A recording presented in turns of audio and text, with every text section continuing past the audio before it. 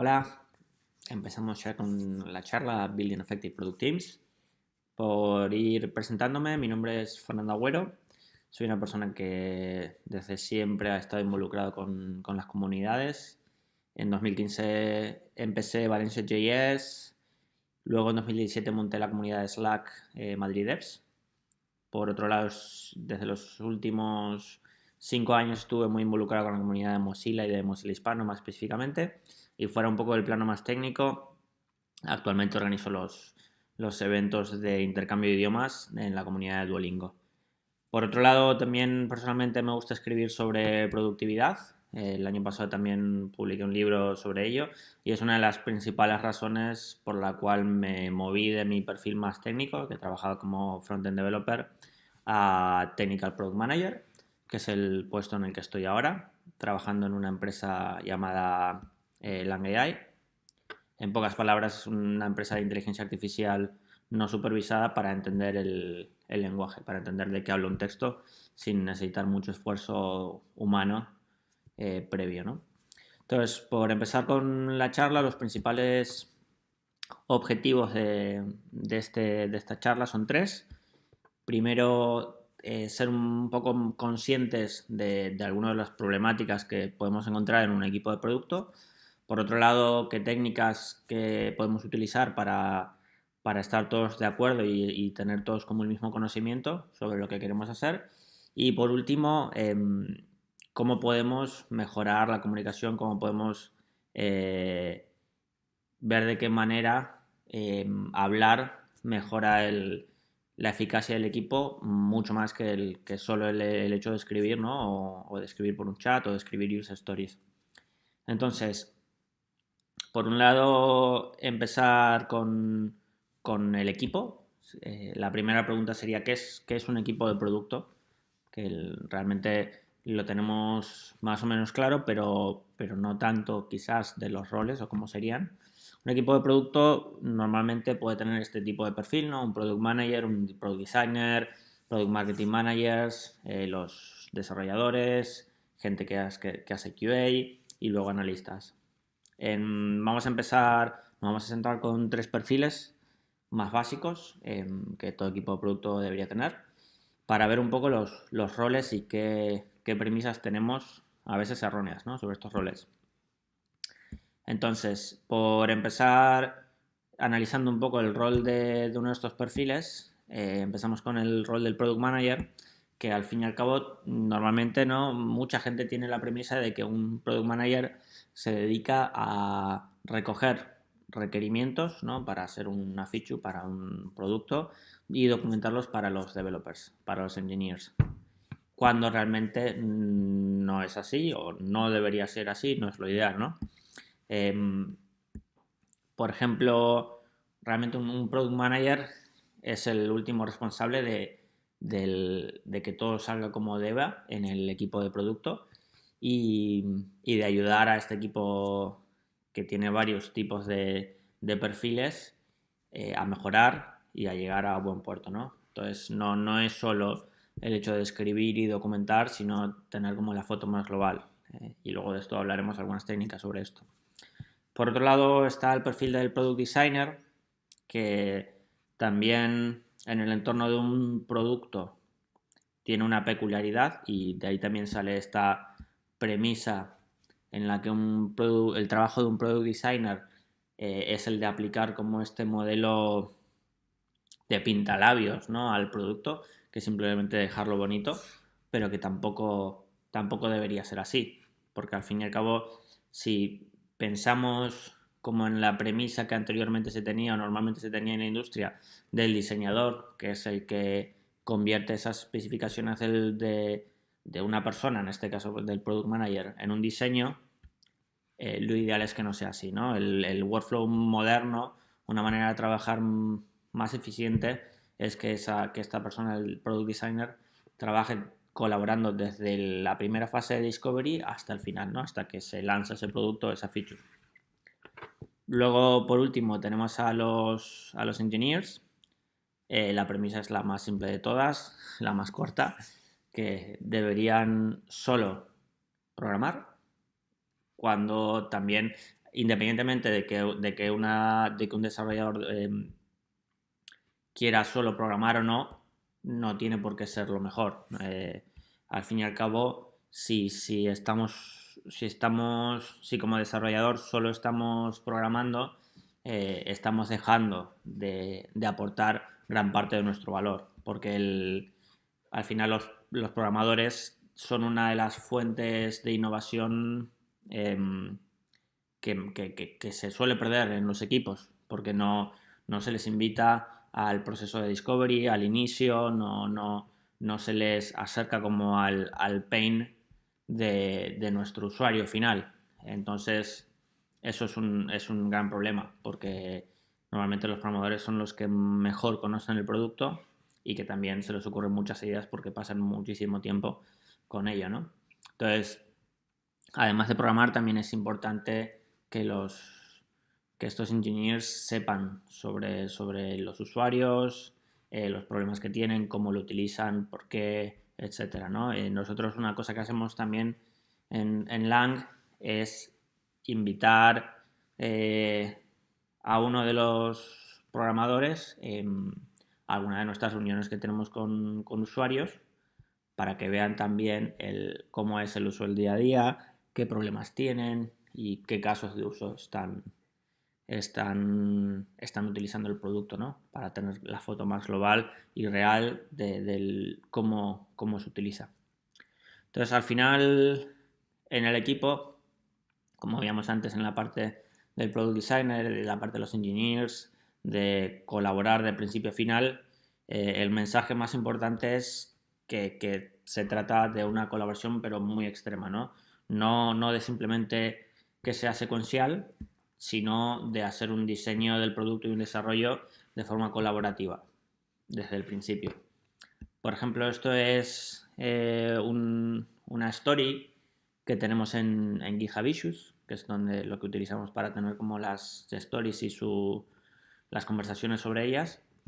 Y como nota también, ahora actualmente utilizamos Google Docs para lo que son más los epics o lo que son el inicio de una idea de Product Discovery, etcétera, ¿no? Como problemas más complejos o más que necesitan mucho más desarrollo que algo que está más o menos planteado y se va a ir iterando. En este caso estamos hablando de una idea, de un planteamiento que necesitaba feedback y vemos como, pues por ejemplo en esta discusión estoy yo, luego hay dos programadores y la product designer. Entonces aquí lo que se consigue es trabajar en paralelo para descubrir como el producto que queremos construir, mientras que lanzamos un producto de calidad, ¿no? Esto al fin y al cabo no quiere decir que unos perfiles hagan uno y otros perfiles hagan otra de esas partes, sino que también es algo mutuo. Los programadores ayudan en la parte de discovery, como estamos viendo en esta historia anterior, porque es un gran foco de muy buenas ideas, y el product designer y el product manager también ayudan a la hora de lanzar estas funcionalidades, estos productos, a la hora de clarificar cómo deberían funcionar. También es muy útil el recordar el caso de uso que se está planteando, la problemática que se quiere solucionar y no solo centrarse en lanzar por lanzar, ¿no?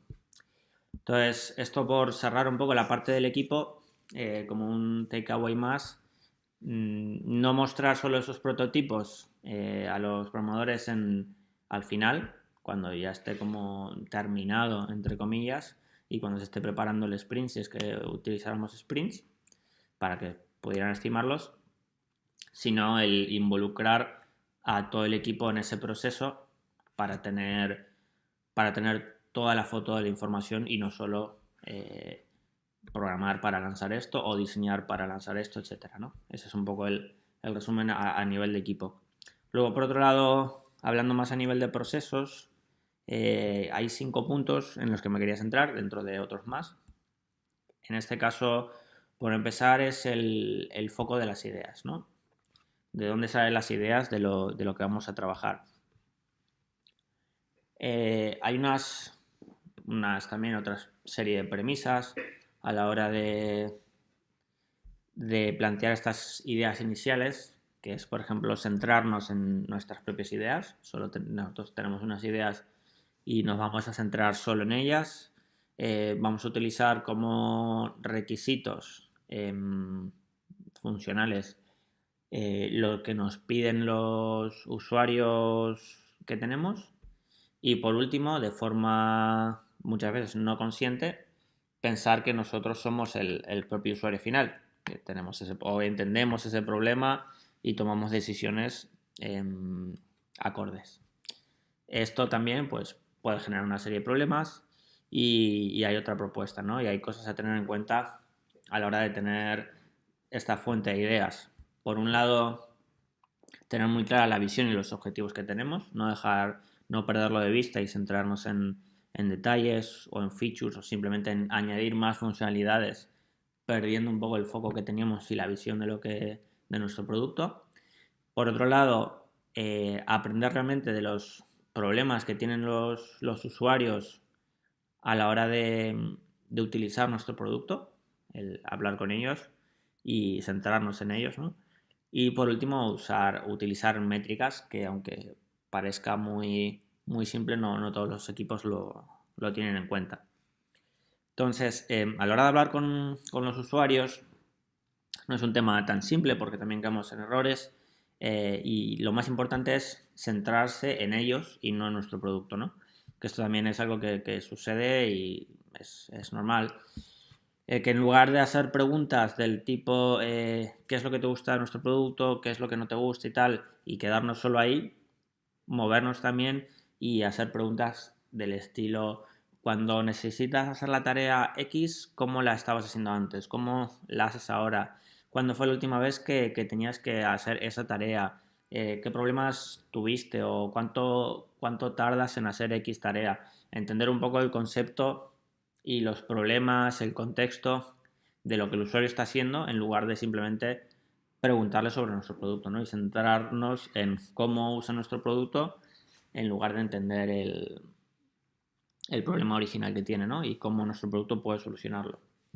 A la hora de hablar con usuarios, por seguir también con algunas herramientas, nosotros utilizamos Intercom y estamos muy contentos, la verdad. Es un producto muy flexible. Esto nos permite, bueno, además de mil cosas que tiene su propia plataforma, nos permite hacer campañas para lanzar mensajes dependiendo del uso de las funcionalidades o el no uso de las funcionalidades. Eso también permite entablar conversaciones que al final dan un feedback muy valioso. También lo utilizamos como soporte, entre otras cosas, ¿no? Y luego, por otro lado, la parte más de métricas, venimos utilizando desde hace tiempo Mixpanel, que también es una herramienta muy famosa a la hora de las métricas y que es muy versátil y permite sacar datos muy interesantes, sobre todo cuando se tienen un cierto número de usuarios, dado que al fin y al cabo puedes cruzar muchas más variables y puedes entender mejor de qué manera se está utilizando, por ejemplo, una funcionalidad nueva y que es algo muy normal que hacemos, que es simplemente pues cuando hacemos un cambio o cuando se hace una modificación de una feature, cuando se lanza una feature nueva, lo tenemos muy en cuenta para ver de qué manera afecta a las métricas y a los eventos que habíamos marcado previamente, ¿no? Vale, y por pasar para el siguiente punto, es el tema de centrarse en, en los resultados más que en lo que se lanza, ¿no? Más que en el output. Entonces, una de las cosas que siempre pensamos o caemos que es cuanto más lancemos y cuanto más rápido, mejor. O sea, todo es lanzar cosas, ser ágil y no solo cumplir objetivos de lanzar una feature, sino pues simplemente eso, el hecho de quemar story points de nuestro sprint y ver que estamos siendo rápidos y que no estamos bloqueándonos, etcétera. Pero claro, la pregunta ahí es si realmente lanzar algo que no cumple con unos objetivos que estamos buscando no soluciona unos problemas, no no está teniendo un impacto real de que vale, ¿no? De que vale lanzar más cosas. Entonces, dentro de todo lo que plantea Agile, por hacer un poco un reminder, dentro de otras 25 cosas, uno de los puntos interesantes es que más que seguir un plan, es más importante responder al cambio, ¿no? Y esto también es algo muy simple, pero que a veces se ve raro, que es el tema de que está bien si quitamos una story de un sprint si realmente no tiene sentido hacerla, porque mientras estamos trabajando descubrimos con métricas o hablando con usuarios o iterando esa funcionalidad que ya no tiene sentido, no pasa nada porque la quitemos y no se haga o se reemplace o se modifique. No, no es el fin del mundo, ¿no? No hay que estar muy cerrado a lo que se planificó hace 2 semanas o 3 semanas y listo, ¿no? Eso también es algo a tener en cuenta. Eh, Porque al fin y al cabo no hay equipos a veces muy cerrados en unos procesos y metodologías y eso al fin y al cabo quita flexibilidad, que también es el punto más importante a la hora de ser eficiente como equipo. Vale, y por pasar al punto número 3, construir menos. Quizás es el punto más simple de todos, pero más complejo de llevar a cabo. Y nada, es simplemente construir menos, pero de verdad, ¿no? Siempre va a haber más cosas que construir de las que tengamos tiempo. Entonces hay que organizarse y hay que decidir cómo recortar y cómo ir poco a poco aprendiendo e ir construyendo de forma más iterativa, ¿no? Nosotros ahora mismo utilizamos GitHub, las milestones de GitHub para ordenar un poco el trabajo y lo que queremos construir a corto plazo, medio y a largo plazo. Tenemos 3 milestones, una que es el trabajo actual, que es como el board de trabajo en el que estamos, que puede ser un sprint, por ejemplo. Por otro lado, hay un board que es como las tareas siguientes, que son las tareas que estamos seguros de que van a entrar en una siguiente iteración, en un siguiente sprint. Puede que no entren, pero que a priori es el trabajo que tenemos para la siguiente iteración. Y luego, por otro lado, un milestone de futuro. Son features, son funcionalidades que podrían entrar antes o más tarde, pero que sabemos que ahora mismo de forma inmediata este próximo sprint o este próximo mes o el siguiente no van a entrar porque están pensadas para roadmap o no están del todo definidas o, o todavía le queda pues una conversación para ir iterándolo o para ir validándolo, ¿no? Y esas son como las tres milestones que tenemos y en el momento en el que terminamos como el trabajo la iteración actual, lo que hacemos es hacer una selección de las tareas, de las features que teníamos en el milestone siguiente y generamos otro nuevo milestone con su fecha, con su selección de funcionalidades, cambios y demás y comenzamos como una nueva iteración. Entonces, a la hora de construir hay un ejemplo muy interesante que es, por ejemplo, esta parte de la página de IMDb, ¿no? Si tuviéramos que construir esta vista de película de la página de IMDb, ¿cómo lo haríamos? ¿Construiríamos todo? ¿De qué manera iríamos iterando con esto? Porque al fin y al cabo, si visitáis la página, tiene una cantidad de información y de features impresionante. Entonces, por ejemplo, una de las cosas que se podría hacer es empezar viendo solo la información más básica, como el título, el rating, el director, el póster, el tráiler. Luego, en una segunda iteración, añadir la sinopsis de esa película, meter ratings, meter la lista de los actores y luego, por ejemplo, en una tercera iteración mucho más completa, se puede meter este trivia sobre la película, noticias, tiene también una parte de discusiones para que los usuarios puedan participar, etcétera, ¿no? Y de esta manera también sigamos recortando y lanzando, nos permite llegar antes, tener algo funcionando, poder tener métricas, poder tener información en lugar de tener que construir todo y necesitar muchísimo más tiempo y más recursos del equipo, ¿no? Luego en el punto 4 es un punto muy importante, que es a la hora de construir este share understanding, el estar todos con la misma información, ¿no? El compartir todos ese mismo entendimiento de lo que queremos hacer. Y esto se ve muy bien con esta ilustración, ¿no? No tenemos una story y pensamos en un círculo naranja y otra persona que lee la misma story termina pensando en un cuadrado azul, pero todos estamos de acuerdo. Todos estamos de acuerdo porque hemos leído la story y eso es lo que hay y como está escrito, pues no hay lugar a ambigüedad y ya está. Y con eso estamos de acuerdo y comenzamos a construir, etc. Pero es importante recordar que los documentos que compartimos no es conocimiento y el understanding compartido. No vamos a estar todos de acuerdo y vamos a tener toda la misma foto en nuestra cabeza.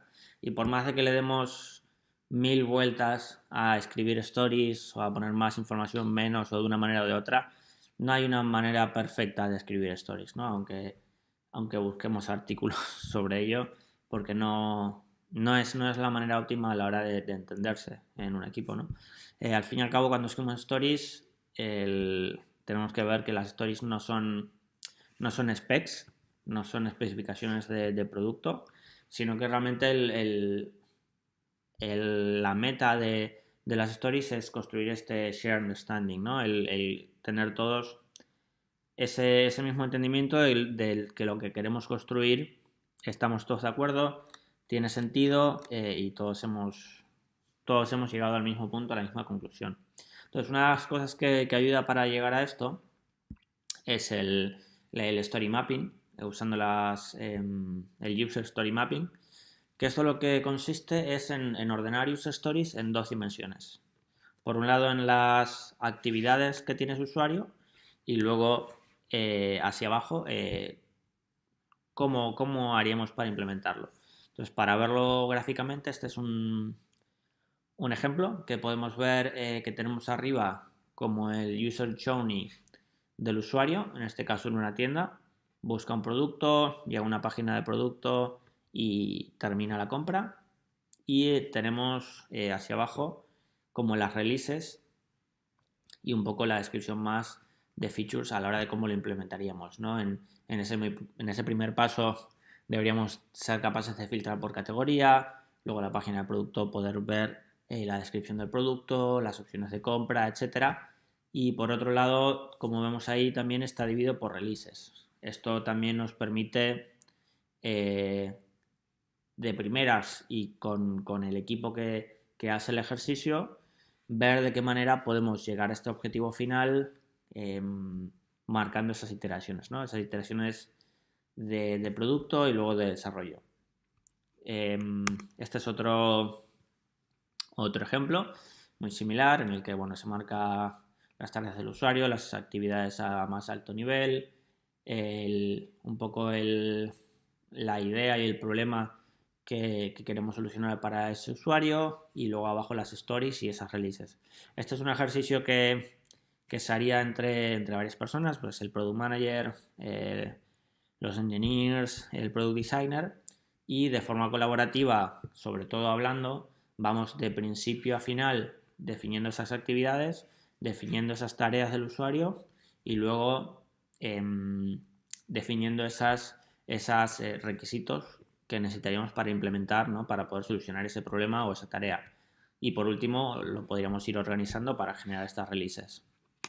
Entonces, estas conversaciones que tiene el equipo es una de las mejores maneras para entenderse. En lugar de solo escribir stories y compartirlas, nosotros estos ejercicios nos han funcionado bien, sobre todo a la hora de construir una nueva sección de un producto, o construir un producto entero o incluso una funcionalidad. En el momento en el que tiene una mínima complejidad, hay veces que obviamente no realizamos este ejercicio para todo, pero en el momento en el que estamos haciendo algo nuevo o algo que tiene algún punto más específico, es un ejercicio que viene muy bien para estar todos de acuerdo y nos ha salvado también mucho tiempo, ¿no? Entonces, Unos tips a la hora de hacer story mapping es primero centrarse a lo ancho más que hacia abajo. Como decía antes, el definir todas esas tareas, ir de principio a fin desde todo el camino del usuario. Luego, por otro lado, es definir ese camino del usuario y qué tareas, qué es lo que quiere solucionar, ¿no? Para ese problema. Y una vez que tenemos eso, ya podemos ir para abajo y podemos preparar esa estrategia de releases más a nivel de producto, de tener organizado en qué iteraciones vamos a ir lanzando un cierto número de funcionalidades. Y por último, también una vez que tenemos eso definido, el equipo de desarrollo también puede ir preparando su estrategia de cómo organizarse para, para preparar estas features, ¿no? Teniendo también la foto y entendiendo un poco el trabajo, es muy útil a la hora de desarrollarlo para evitar tener que hacer refactors, para tener la foto y no reescribir código, etcétera, ¿no? El tener una foto de lo que viene después y por dónde vamos a empezar a trabajar. Esto, independientemente de la teoría, lo mejor es probarlo, como decía antes. Y os invito a que lo probéis con vuestro equipo. Y os aseguro que es muy, muy, muy interesante y tiene muchísimo impacto a la hora de trabajar y de entenderse en el equipo, ¿no? Es un punto muy interesante.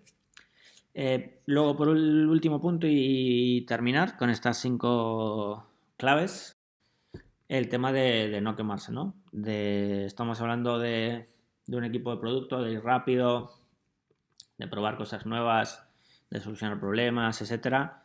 Pero hay veces que un poco nuestro día a día es así, ¿no? De estar trabajando sin parar, sin poder tener tiempo para pensar y simplemente centrándonos más que trabajar en lo que deberíamos con los procesos correctos, ¿no? Y de ser más eficientes, centrándonos más en trabajar mucho más duro, ¿no? Trabajar más y más horas. Que también es algo que parece simple, pero que es fácil de caer y es complicado de manejar, ¿no? Una de las cosas, por ejemplo, es el hecho de cuando tenemos un producto más maduro, ¿no? Centrarnos solo en las tareas estas de tener las luces encendidas, que, que es el hecho, pues, de solucionar bugs, de hacer cambios muy pequeños, sin estar innovando y sin estar saliendo como de ese día a día, ¿no? De esa rutina de simplemente mantener el producto funcionando y poco más.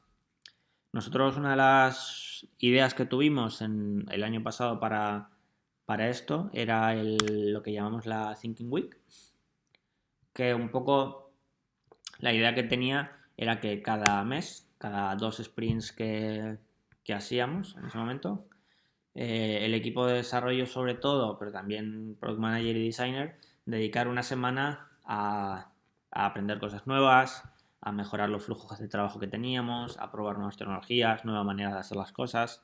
Y, por ejemplo, la primera semana que probamos esto, pues algunos ejemplos de lo que hicimos, pues el equipo de desarrollo, como veíamos que también tenía sentido, hizo open source uno de los componentes.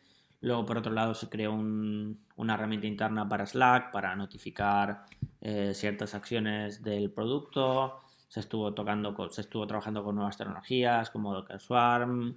Se mejoró como el proceso a la hora de construir el producto para que sea más rápido y escribimos 2 artículos en el blog, etcétera. Entonces esto, aunque parezca que no es real, que puede ser, sí que da tiempo. En una semana en la que no estás solo corriendo te permite parar a pensar y a mejorar las cosas y es algo que ha funcionado muy bien y que desde luego no nos arrepentimos y es tiempo que nos ha venido genial para mejorar el producto, para mejorar los procesos, para hacer las cosas mejor, parar un poco de ese día a día, ¿no?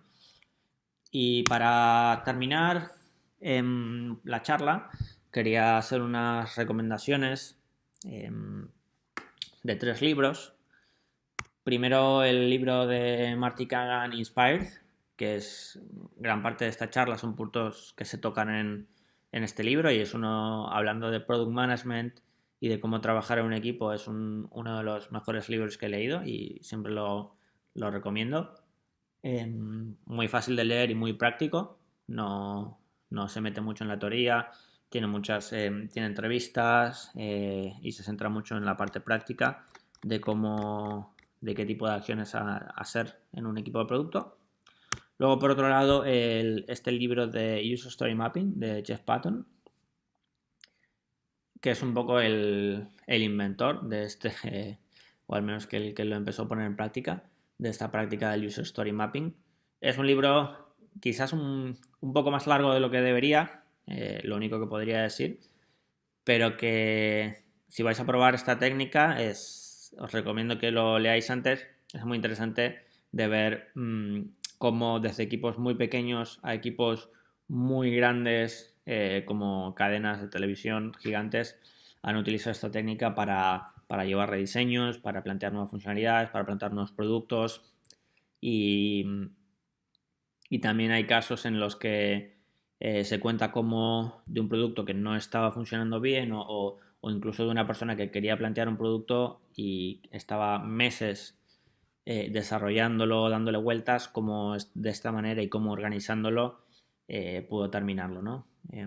Es muy interesante también.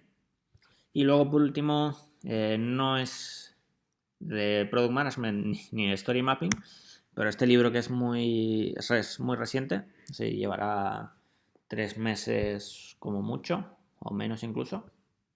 Es el libro llamado Make Time de Jake Knapp y John Zeratsky, que son dos personas que trabajaban en Google, no sé si ahora mismo siguen trabajando en Google.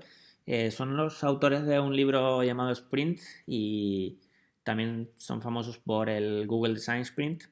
Es un libro de productividad muy, muy, muy, muy práctico. De hecho, se centra en más de 50 puntos sobre cómo centrarse en lo que es importante. No son, no son como 4 o 5 puntos muy vagos de cómo ser productivo, sino son más técnicas de cómo elegir en lo que queremos trabajar, de cómo poder ganar el tiempo y no distraernos a la hora de trabajar en esto, y luego de cómo reflexionar para seguir mejorando a la hora de probar estas técnicas, ¿no? De hecho, el libro lo que ofrece son una serie de técnicas y nos indica que probemos pues 3 cada día, veamos si no nos funciona, probemos con otras, etcétera. Entonces, a la hora de hablar de un equipo y de un equipo que sea eficiente, gran parte de este libro, que no tiene por qué aplicar solo al product management o a un equipo de producto, creo que es muy interesante a la hora de trabajar todos de forma más eficiente, ¿no? A la hora de respetar el tiempo de las otras personas, a la hora de comunicarse, etcétera. Entonces es un libro cortito, que se lee muy rápido y es 99% práctico. O sea, tiene muy pocas páginas en las que solo lo que se hace es contar cómo los autores han llegado a esas técnicas y su experiencia que les ha llevado a escribir este libro para transmitir un poco lo que fueron aprendiendo, ¿no? Muchas gracias. Si tenéis cualquier pregunta, por Twitter me lo podéis poner. Soy en @fjagüero. Gracias.